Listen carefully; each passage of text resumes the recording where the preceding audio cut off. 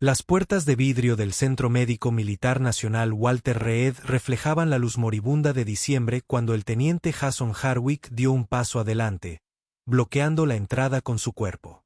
El hombre sin hogar frente a él está cubierto de sudor y café viejo, su barba grisácea está cubierta de escarcha. Dentro alguien gritaba. A Harwick no le importó.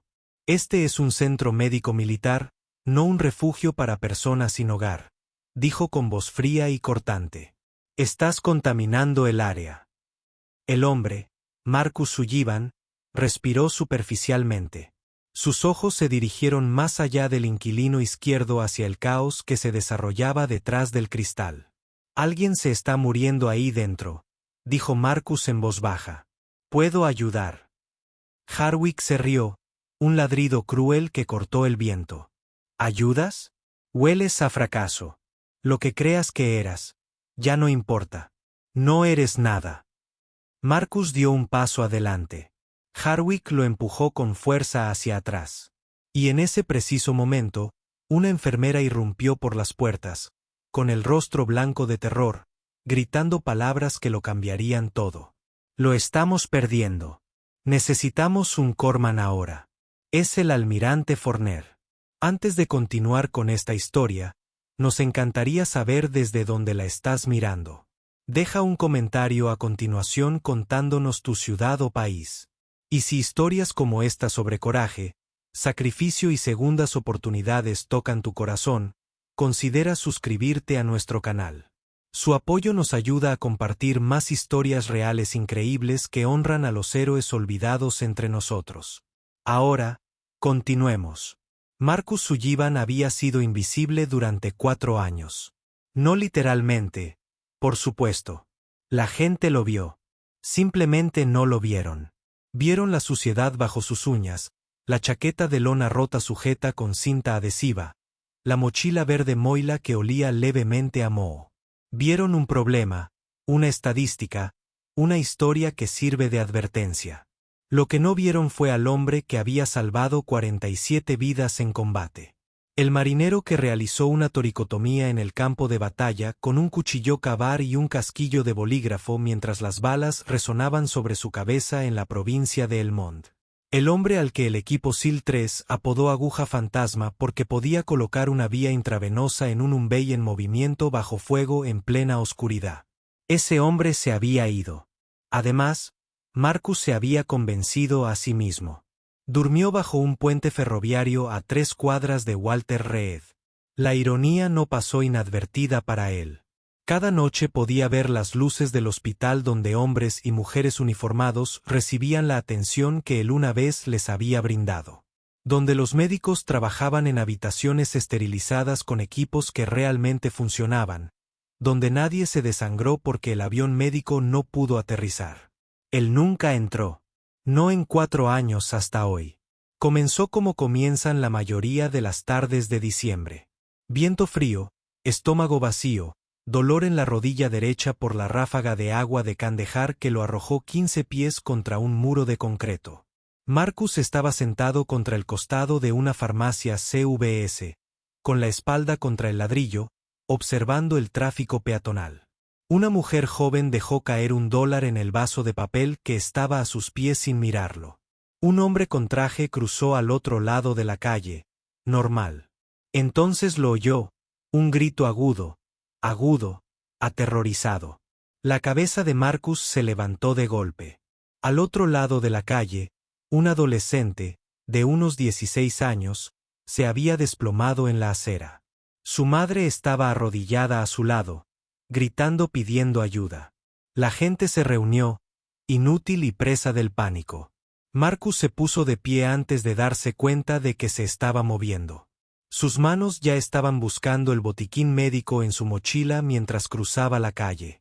El kit era una broma triste. Una gasa vencida, un rollo de cinta médica que había encontrado en un contenedor de basura y una pequeña botella de alcohol isopropílico.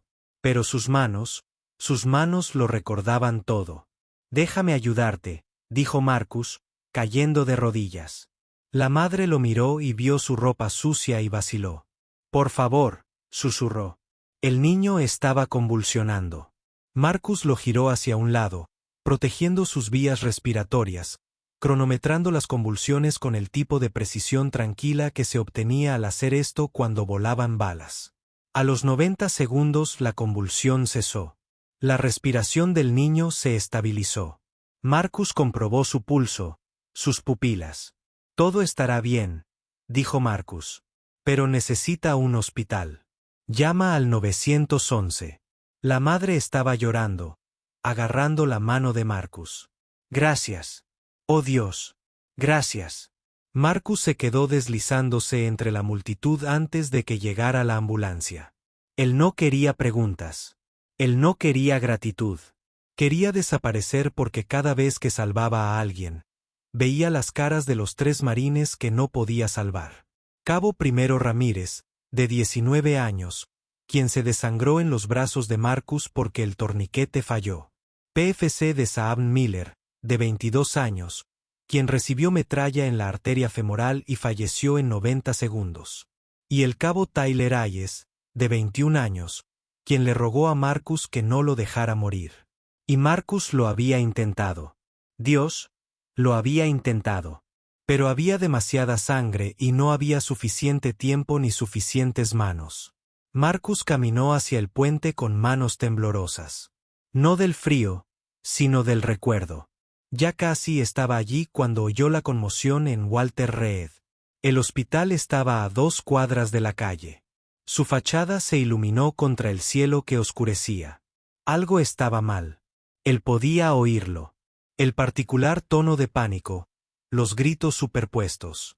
Emergencia médica. Su cuerpo reaccionó antes de que su cerebro lo captara. Él se giró. Caminó hacia el hospital y fue entonces cuando se encontró con el teniente Jason Harwick. Harwick tenía 29 años, era resplandeciente y suave. Se había graduado de la Academia Naval hacía 5 años y había pasado toda su carrera detrás de escritorios. Sin despliegues, sin combate, sin comprensión real de lo que significaba realmente el uniforme que llevaba en la espalda. Lo habían asignado al equipo de seguridad de Walter Reed hacía 3 meses y se tomaba su trabajo en serio. Demasiado en serio. Había estado bajo presión de la administración del hospital para limpiar el área después de las quejas de los visitantes sobre la población sin hogar cerca de las instalaciones. Harwick los veía como una molestia, una mancha en la reputación militar. Y cuando vio a Marcus acercándose a la entrada principal, se movió para interceptarlo. «Detente ahí», dijo Harwick, interponiéndose en el camino de Marcus. Marcus se detuvo. Miró más allá de Harwick hacia las puertas de cristal. Dentro podía ver enfermeras corriendo. Alguien era llevado a toda velocidad por el pasillo. «Necesito entrar», dijo Marcus. Su voz era baja, áspera por la falta de uso. Los ojos de Harwick recorrieron a Marcus con un disgusto apenas disimulado. El pelo enmarañado, la chaqueta manchada, el olor. «Este es un centro médico militar, no un refugio para personas sin hogar», dijo Harwick. «Estás contaminando el área». La mandíbula de Marcus se tensó. «Alguien está en problemas. Puedo ayudar». Harwick se rió. Era un sonido sin calidez. Agudo y despectivo. «¿Me ayudas? Afirmas que serviste. Cualquier vagabundo de la calle afirma eso. Muéstrame tu DD-214 o piérdete». Marcus no se movió. Sus ojos se quedaron fijos en el caos que había en el interior. «Soy un coreman», dijo en voz baja. «Puedo ayudar». Harwick se acercó más y su voz se redujo a un susurro venenoso. «Estás haciendo que los pacientes se sientan incómodos. Hueles a fracaso. Sea lo que fuere que creas que fuiste, ya no importa. No eres nada a avanzar». Se había reunido una pequeña multitud. Una joven cabo llamada María Rodríguez, que acababa de terminar su turno, se detuvo cerca de la entrada, observando. Ella había visto a Marcus antes, durmiendo cerca del estacionamiento. Ella nunca había hablado con él. El sargento James Chen, un veterano de la Guerra del Golfo con una pierna izquierda protésica, estaba subiendo por la rampa para sillas de ruedas. Disminuyó la velocidad y su rostro se endureció mientras observaba el enfrentamiento. La doctora Patricia Wells, médica civil, caminaba hacia su automóvil. Ella miró hacia atrás, incómoda, pero siguió caminando. Dos guardias de seguridad civiles estaban cerca, con las manos en sus radios, esperando a ver si Hardwick necesitaba refuerzos. Marcus intentó esquivar Hardwick. Hardwick lo empujó con fuerza. Marcus se tambaleó hacia atrás y logró recuperar el equilibrio. Sus manos, aquellas firmes manos de cirujano, se apretaron en puños. Pero él no contraatacó. «Si vuelves a tocar esa puerta, haré que te arresten por allanamiento», dijo Hardwick en voz tan alta que todos lo oyeron. «No perteneces aquí». El viento arreció, agitando las banderas. La bandera estadounidense, la bandera de la Marina, símbolos de servicio y sacrificio. Y allí estaba un hombre que las había encarnado todas, siendo tratado como basura. Marcus respiró hondo. Estaba a punto de darse la vuelta, de desaparecer de nuevo en el frío y la oscuridad donde pertenecía. Y entonces las puertas se abrieron de golpe. La enfermera Amy Castellaniano, de 34 años y 15 años en la Marina, irrumpió. Su uniforme médico estaba manchado de sangre. Su rostro era una máscara de terror. «Lo estamos perdiendo», gritó. «Necesitamos un médico ahora. Es el almirante Forner». Lo que sucedió después sería descrito más tarde por testigos como el momento en que un fantasma se hizo real. Marcus no pensó. Pensar era para gente que tenía tiempo. Él se movió. Empujó a Hardwick con tal fuerza que el teniente se estrelló contra el cristal. Pasó por la puerta antes de que alguien pudiera detenerlo. Detrás de él, Hardwick se puso de pie de un salto, con furia e incredulidad reflejadas en su rostro. Corrió tras Marcus, gritando: «¡Deténganlo! ¡A él! ¡A él! ¡A él! ¡A él! ¡A él! ¡Seguridad!». Pero Marcus ya se había ido, siguiendo el sonido del pánico como si fuera una señal guía. Se movía por los pasillos del hospital con la eficacia de quien hubiera hecho esto 1000 veces.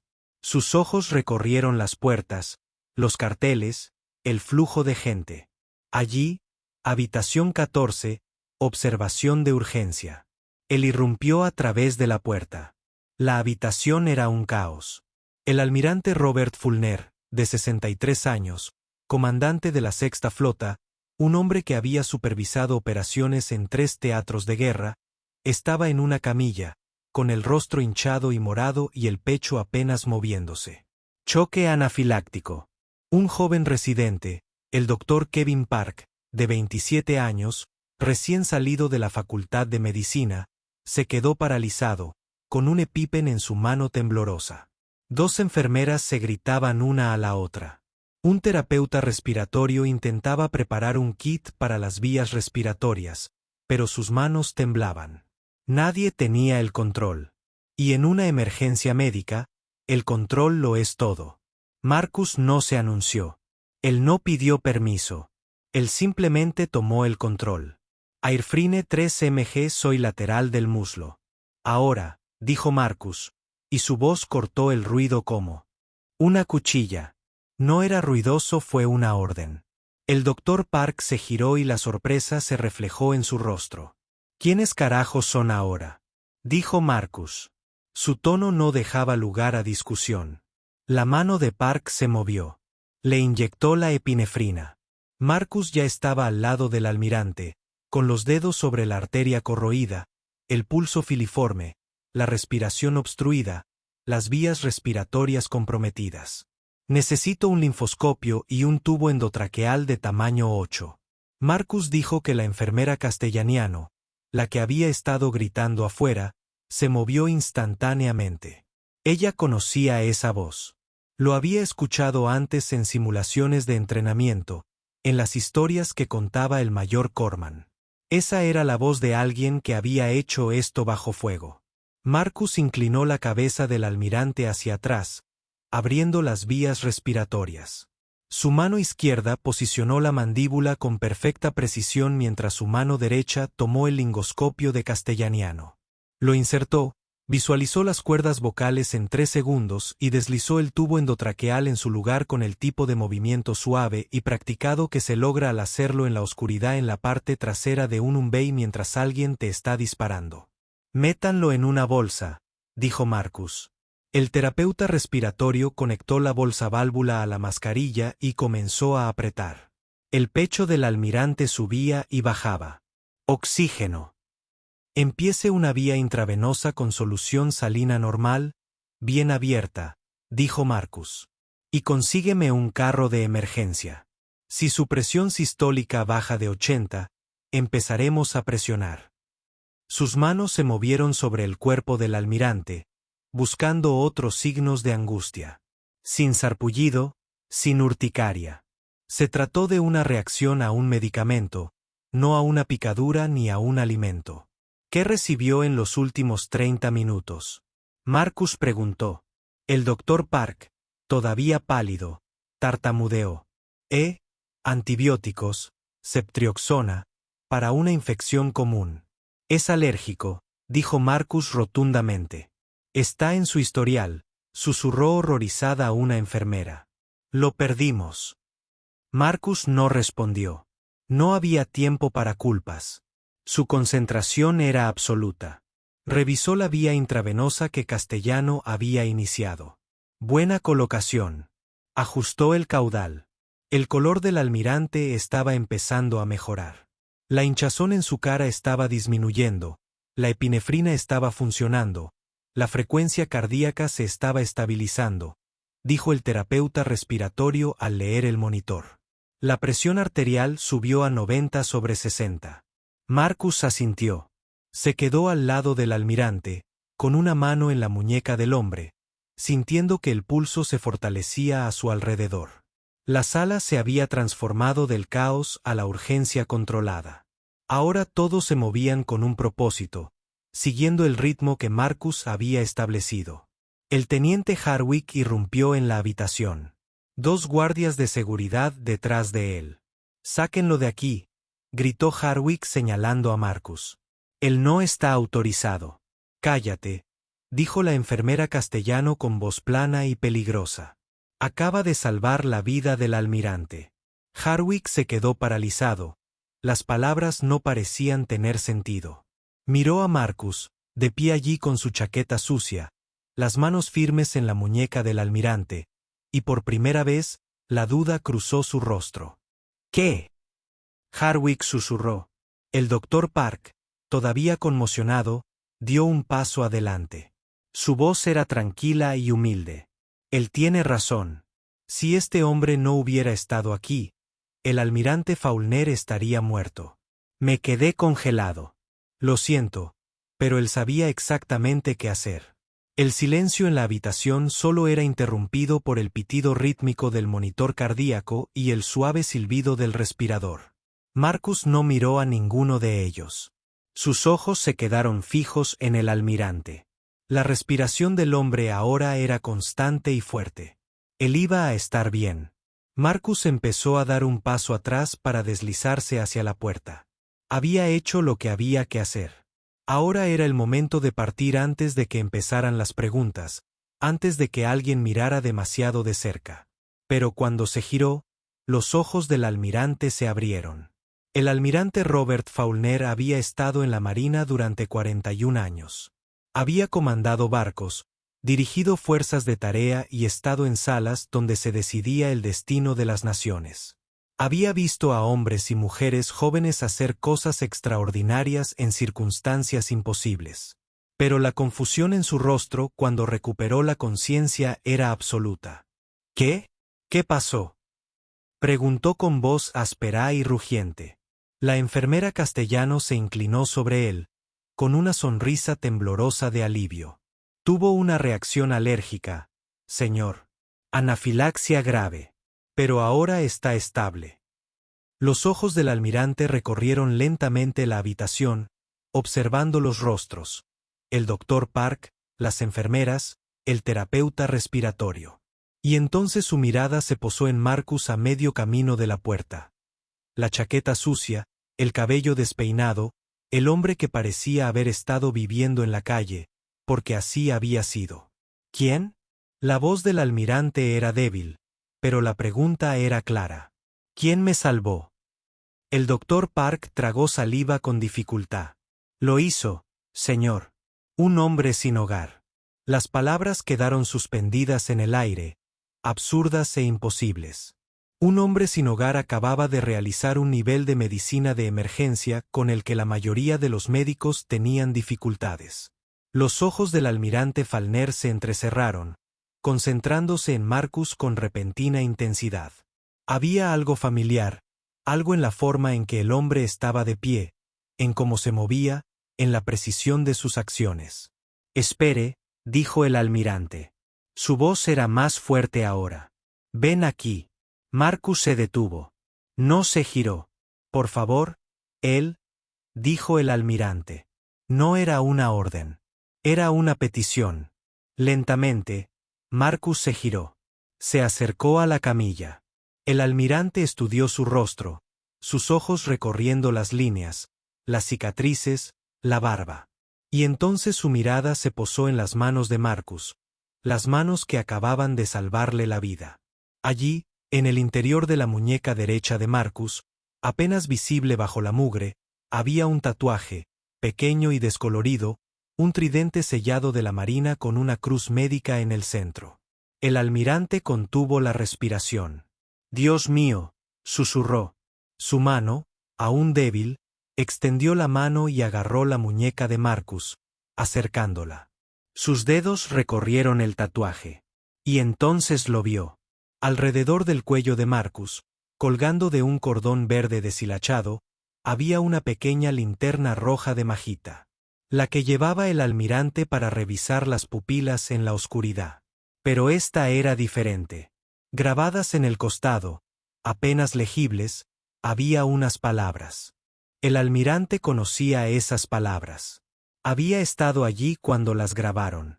Del equipo Seal 3, nos trajiste a casa. El rostro del almirante palideció. Su boca se abrió y se cerró. Y cuando finalmente habló, su voz estaba ahogada por la emoción. Aguja fantasma. Marcus Sullivan. La sala quedó en completo silencio. La enfermera castellano se llevó la mano a la boca. El doctor Park abrió mucho los ojos. El sargento Chen, que se había acercado a la puerta en su silla de ruedas para ver qué sucedía, dejó escapar un sonido ahogado. Incluso el teniente Harwick, de pie al fondo de la sala, sintió que el aire abandonaba sus pulmones. Aguja fantasma. El nombre era legendario en los círculos médicos de la Marina. Un soldado que había servido 18 años en equipo SEAL y que había salvado más vidas en combate de las que nadie podría contar. Había historias sobre él. La toricotomía en el Mand, la vez que mantuvo vivo a un marine con la arteria femoral seccionada durante 30 minutos hasta que llegó el equipo de evacuación médica usando solo sus manos y un cinturón. La operación en Ramardi, donde atendió a 14 heridos uno tras otro durante 6 horas seguidas bajo fuego constante. Había sido recomendado para la Cruz de la Marina y luego había desaparecido. El almirante Faulkner lo había visto años atrás en una ceremonia en honor al equipo SEAL 3 tras un despliegue particularmente brutal. Faulkner era capitán entonces, supervisando las operaciones navales en el Golfo. Recordaba haberle estrechado la mano a Marcus, recordaba la serena humildad en sus ojos. Y ahora ese mismo hombre estaba frente a él, sin hogar y olvidado. Dios mío, repitió el almirante con la voz quebrada. ¿Qué te pasó? Marcus no respondió. No podía. Las palabras se quedaron atrapadas tras el muro que había construido a su alrededor. El muro que mantenía a raya los recuerdos. El muro que le impedía desmoronarse por completo. Pero el agarre del almirante en su muñeca se hizo más fuerte. Me salvaste la vida, dijo Forner. Las lágrimas corrían por su rostro, sin vergüenza. Como salvaste a tantos otros, le costó la garganta a Marcus. Lo siento, señor, logró decir. Solo hice lo que tenía que hacer. No te disculpes, dijo el almirante con fiereza. No. ¿Te atreves a disculparte? Miró a su alrededor, y su mirada se posó en el teniente Hardwick. El teniente se había puesto pálido, su cuerpo rígido contra la pared, los ojos del almirante entrecerrados. Tú, dijo Forner, con la voz cada vez más fuerte. ¿Eras tú quien le bloqueaba el paso? Hardwick abrió la boca. No salió ningún sonido. Respóndeme, teniente, dijo el almirante. Era una orden, y había firmeza en ella. Sí, señor, susurró Hardwick. Yo no lo sabía. ¿No lo sabías? La voz del almirante se alzó aguda y fría. ¿No sabías que el hombre al que tratabas como basura era un veterano de guerra condecorado? ¿No sabías que toda persona, independientemente de su apariencia, merece la dignidad humana básica? El rostro de Hardwick se arrugó. Señor, estaba siguiendo el protocolo. ¿Protocolo?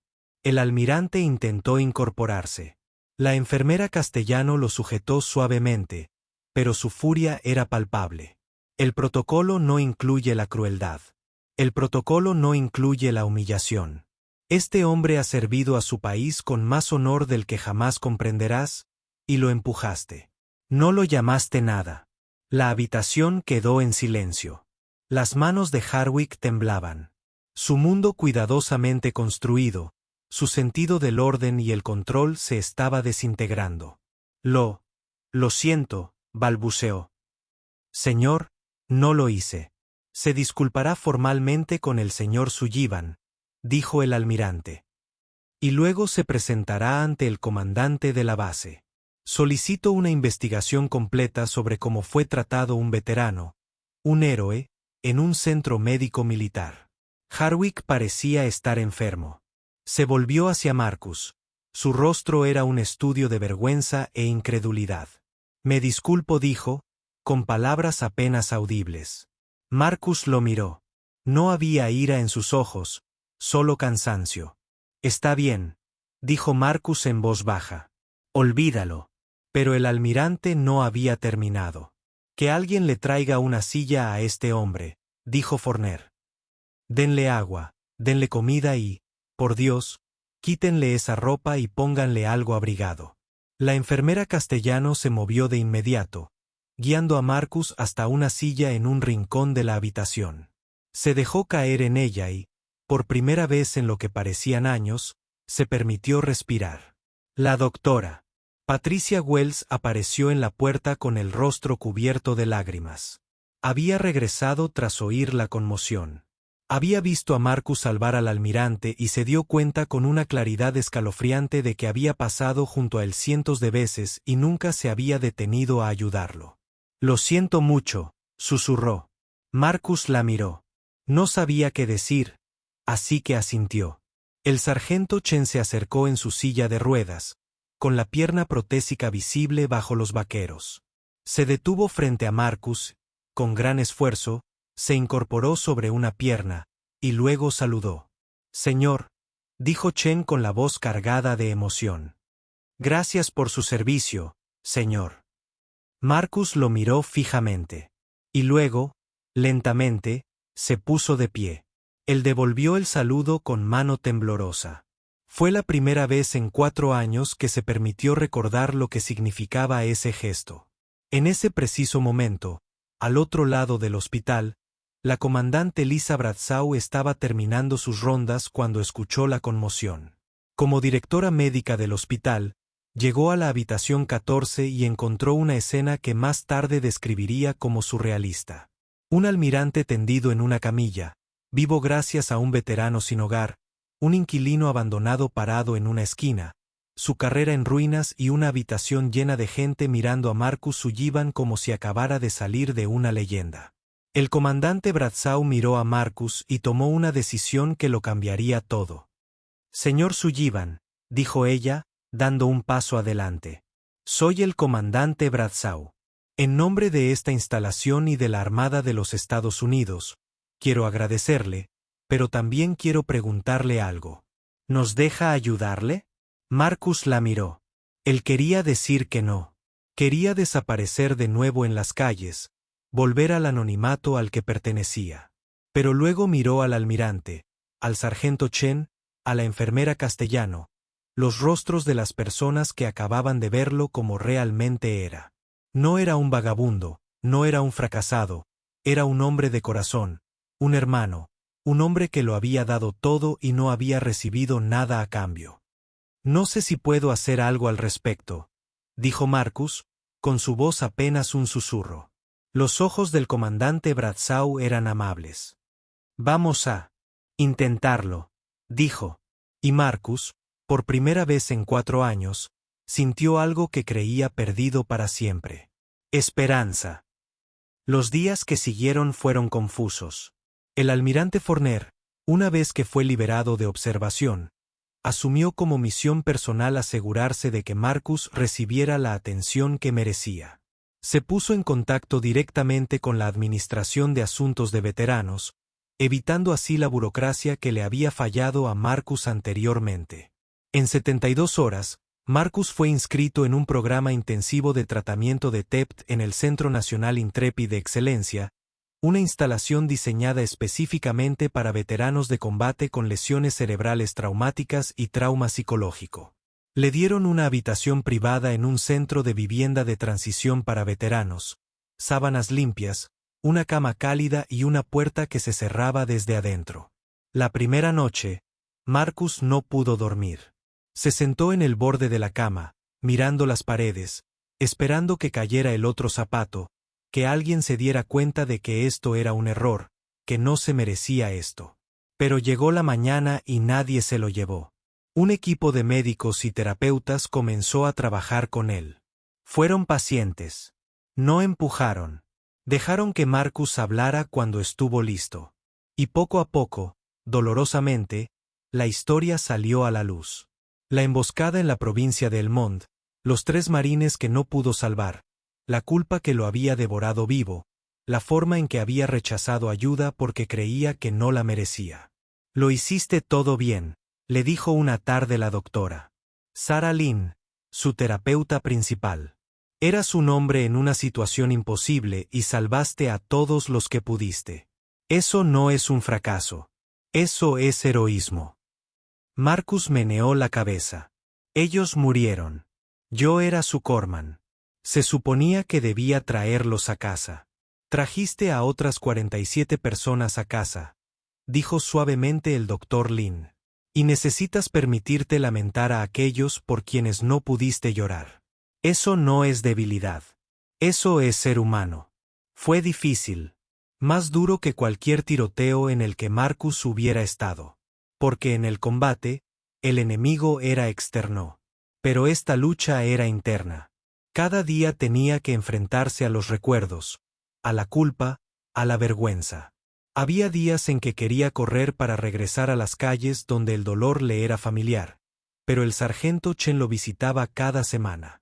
La enfermera Castaño pasó por aquí con café. Incluso el doctor Park, el joven residente que se había congelado durante la emergencia del almirante, vino a agradecerle a Marcus y a aprender de él. También me salvaste, admitió Park. Estaba a punto de renunciar. Pensé que no estaba hecho para esto, pero al observarte, me enseñaste lo que significa mantener la calma bajo presión. Me diste algo a lo que aspirar. Y poco a poco, Marcus empezó a creer que tal vez, solo tal vez, no estaba insalvable. 6 semanas después del incidente, el almirante Falner visitó a Marcus en el centro de alojamiento temporal. Llegó sin avisar con su uniforme de gala y preguntó si podían dar un paseo. Caminaron por los terrenos en silencio un rato, con el frío aire de febrero azotándoles el rostro. Finalmente, el almirante habló. Te debo la vida, dijo. Pero más que eso, te debo una disculpa. El sistema te falló. Te fallamos. Lo diste todo y te dejamos pasar desapercibido. Marcus no supo cómo responder. No fue tu culpa, señor, dijo. El almirante se detuvo. Se giró para mirar a Marcus. Quizás no directamente, Pero formo parte de ese sistema y haré todo lo posible para asegurarme de que no suceda. A nadie más.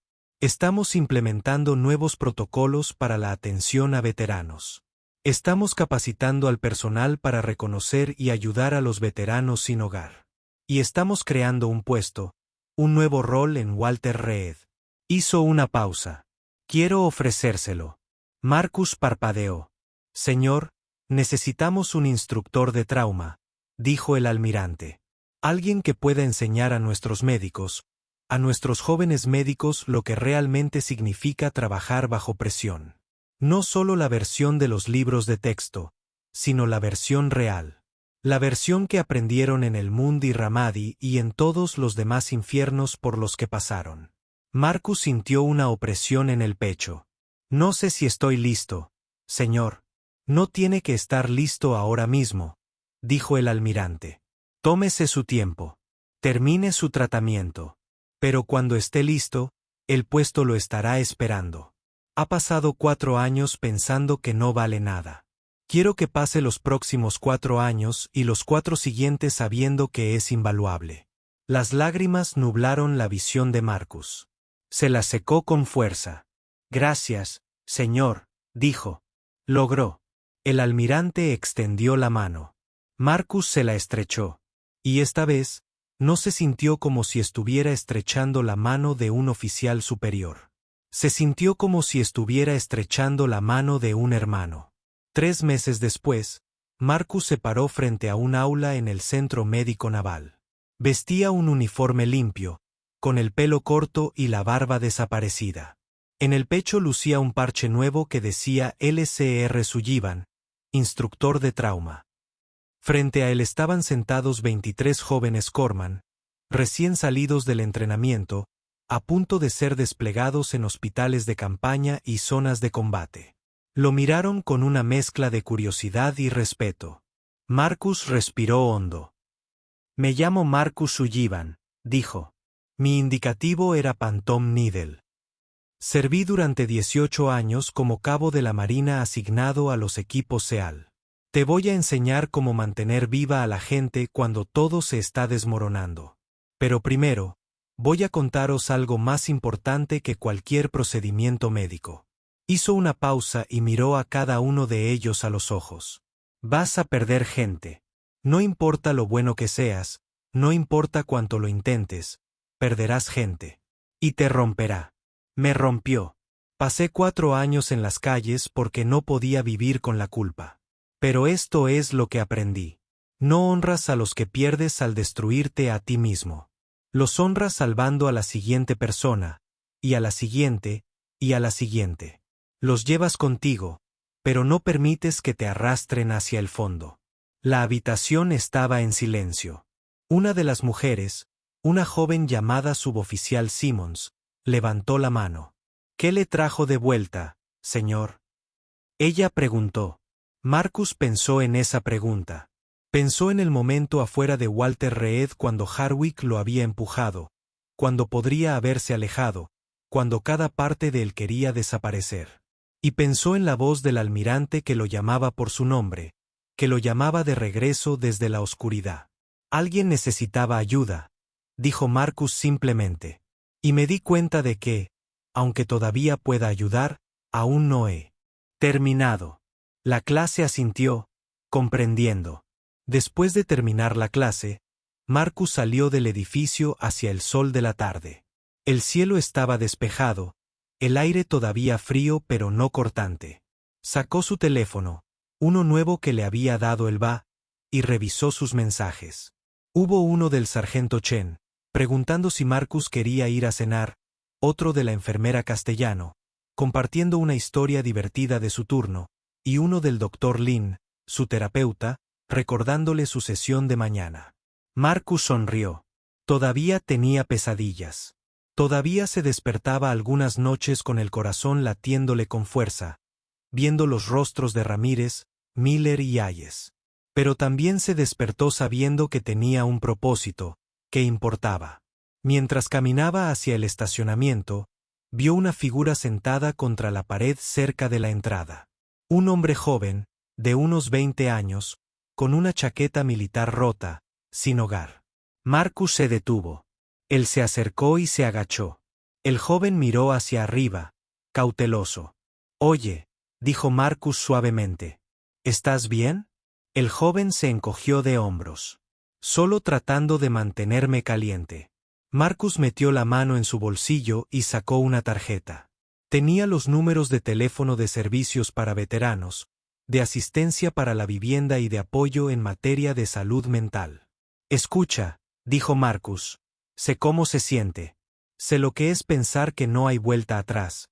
Pero la hay. No es fácil. Va a ser muy duro, pero es posible. Soy prueba de ello». El joven tomó la tarjeta y sus ojos recorrieron el uniforme de Marcus. El parche en su pecho. ¿Estaba sin hogar?, preguntó con incredulidad en su voz. «Durante 4 años», dijo Marcus. «Dormí bajo un puente a 3 cuadras de aquí. Pensé que estaba acabado, que no merecía ayuda. Pero me equivoqué. Y tú también, si es eso lo que piensas». Los ojos del joven se llenaron de lágrimas. «No sé si puedo hacerlo», susurró. Marcus puso una mano sobre su hombro. «No tienes que hacerlo solo», dijo. «Llama a ese número. Diles que te envía Marcus Sullivan. Te ayudarán. Te lo prometo». El joven asintió, agarrando la tarjeta como si fuera un salvavidas. Marcus se puso de pie. Empezó a alejarse, pero se detuvo y se dio la vuelta. «¿Cómo te llamas?», preguntó. «Davis. Cabo Jaque Davis. Marines». Marcus sonrió. «No es demasiado tarde, Cabo. Créeme, lo sé». Y mientras Marcus cruzaba el aparcamiento hacia su coche, un Honda destartalado que el Departamento de Asuntos de Veteranos le había ayudado a comprar, sintió algo que no había sentido en años.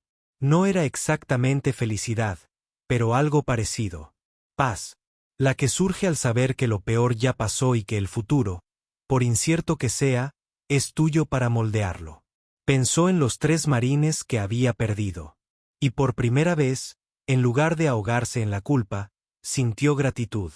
Gratitud por haber estado allí, por haberlo intentado, por haberles dado todas las oportunidades, y gratitud por seguir allí, seguir luchando, seguir siendo capaz de marcar la diferencia. El sol se ponía, proyectando largas sombras sobre los terrenos del hospital. Marcus se subió a su coche, arrancó el motor y condujo hacia lo que viniera después. Porque eso es lo que se hace. Sigues adelante. Salvas a la siguiente persona y no dejas que la oscuridad gane. Si esta historia te conmovió, si te recordó que las segundas oportunidades son posibles, que los héroes se encuentran en los lugares más inesperados, suscríbete a nuestro canal. Y ahora mismo, en tu pantalla, verás otra historia increíble esperándote. Haz clic, mírala y recuerda, cada persona que te cruzas en la calle tiene una historia. Algunas podrían ser legendarias. Gracias por ver.